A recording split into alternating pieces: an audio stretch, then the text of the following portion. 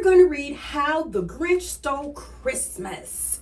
We've heard it before, but we never hear it too much. So we're going to read this one more time. How the Grinch Stole Christmas. Every Who down in Whoville liked Christmas a lot. But the Grinch, who lived just north of Whoville, did not. The Grinch hated Christmas, the whole Christmas season. Now, please don't ask why. No one quite knows the reason. It could be his head wasn't screwed on just right. It could be perhaps that his shoes were too tight. But I think that the most likely reason of all may have been that his heart was 2 sizes too small.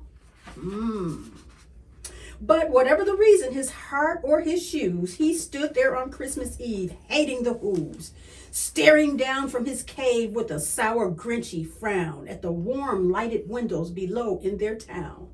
For he knew every Who down in Whoville beneath was busy now hanging a mistletoe wreath.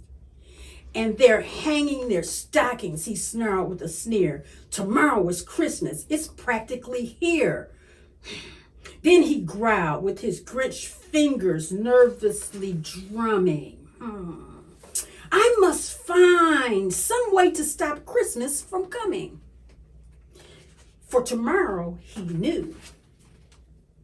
All the Who girls and boys would wake bright and early. They'd rush for their toys. And then, the noise. Oh, the noise, the noise, the noise. That's one thing he hated, the noise, noise, noise. Then the Whos, young and old, would sit down to a feast, and they'd feast, and they'd feast, and they'd feast, feast, feast. They would feast on Who pudding. Oh, my best, that's the best. Have you had Who pudding? And rare Who roast beef, which was something the Grinch couldn't stand in the least. And then they'd do something he liked least of all. Every Who down in Whoville, the tall and the small, would stand close together with Christmas bells ringing. They'd stand hand in hand, and the Whos would start singing. They'd sing and they'd sing, and they'd sing, sing, sing, sing. And the more the Grinch thought of this Who Christmas sing, the more the Grinch thought, I must stop this whole thing. Why, for 53 years I've put up with it now. I must stop this Christmas from coming. But how? Then he got an idea, an awful idea. The Grinch got a wonderful, awful idea. I know just what to do. The Grinch laughed in his throat, and he made a quick Santa Claus hat and a coat. And he chuckled and clucked. What a great Grinchy trick. With this coat and this hat, I look just like Saint Nick. All I need is a reindeer. The Grinch looked around, but since reindeer are scarce, there was none to be found. Did that stop the old Grinch? No, the Grinch simply said, if I can't find a reindeer, I'll make one instead. So he called his dog Max. Then he took some red thread and he tied a big horn on the top of his head. Then he loaded some bags and some old empty sacks on a ramshackle sleigh, and he hitched up old Max. Then the Grinch said, giddy up, and the sleigh started down toward the homes where the Whos lay a snooze in their town. All their windows are dark. Quiet snow filled the air. All the Whos were all dreaming sweet dreams without a care. When he came to the first little house on the square, this is stop number 1, the old Grinchy Claus hissed, and he climbed to the roof, empty bags in his fist. Then he slid down the chimney, a rather tight pinch, but if Santa could do it, then so could the Grinch. He got stuck only once, for a moment or two. Then he stuck his head out of the fireplace flue, where the little Who stockings all hung in a row. These stockings, he grinned, are the first things to go. Then he slithered and slunk with a smile most unpleasant around the whole room, and he took every present. He took every present. Pop bicycles, roller skates, drums, checkerboards, tricycles, popcorn, and plums, and he stuffed them in a bag. Then the Grinch very nimbly stuffed all the bags one by one up the chimney. Then he slunk to the icebox. He took the Who's feast. He took the Who's pudding. He took the roast beef. He cleaned out that icebox as quick as a flash. Why, that Grinch even took their last can of Who hash. Then he stuffed all the food up the chimney with glee. And now, grinned the Grinch, I will stuff up the tree. He's gonna take the tree too. And the Grinch grabbed the tree. He started to shove when he heard a small sound like the coo of a dove. He turned around fast and he saw a small Who. Little Cindy Lou, who was not more than 2. The Grinch had been caught by this tiny Who daughter who got out of bed for a cup of cold water. She stared at the Grinch and said, Santa Claus, why? Why are you taking the Christmas tree? Why?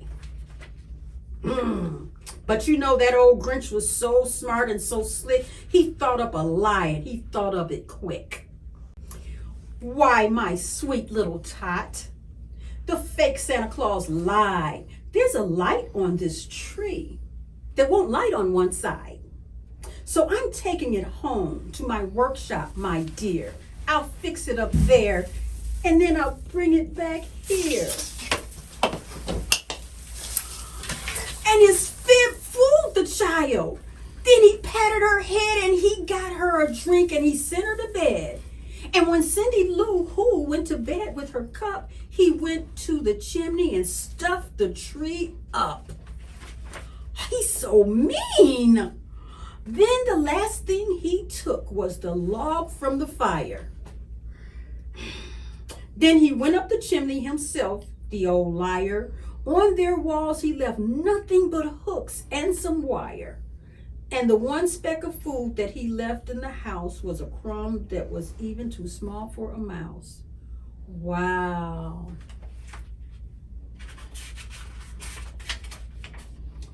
Then he did the same thing to the other Who's houses, leaving crumbs much too small for the other Who's mouses. It was 15:15 dawn, all the Who's still in bed, all the Who's still a snooze, when he packed up his sled. Packed it up with their presents, the ribbons, the wrappings, the tags and the tinsel, the trimmings, the trappings.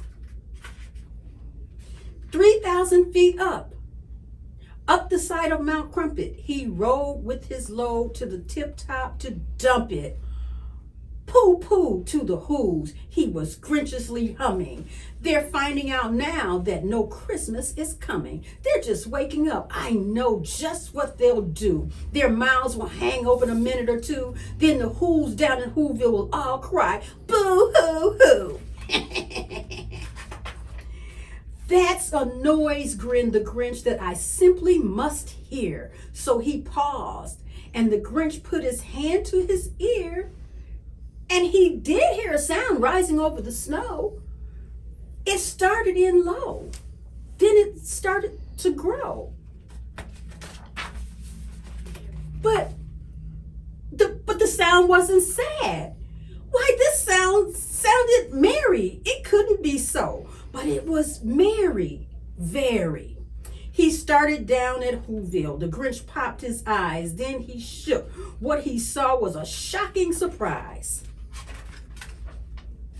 Every Who down in Whoville, the tall and the small, was singing without any presents at all. He hadn't stopped Christmas from coming. It came. Somehow or other, it came just the same.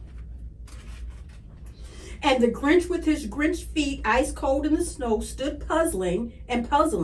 How could it be so?